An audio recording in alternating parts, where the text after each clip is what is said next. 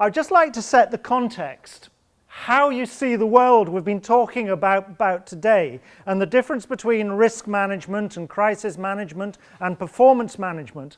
I divide the world in against a very simple force field. Those things that we want to achieve and those things that we want to avoid.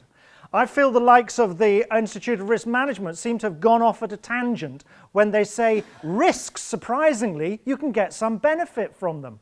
My comeback would be, if you don't get benefit from them, why are you taking the risk? And it must all be about the benefit, and is the risk worth taking? That's very much a perspective I come from. And I talk about risks as the unwanted, and crises, whether they're big or small crises, are just things that are unwanted.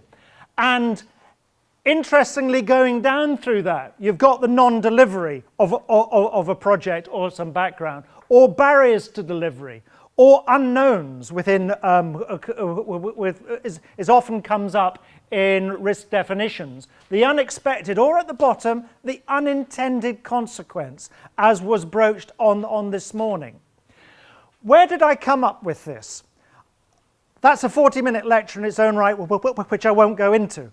However, to say, when I started looking at risk, after I'd got to 47 different definitions of risk, I gave up and started to look at how people use the term risk.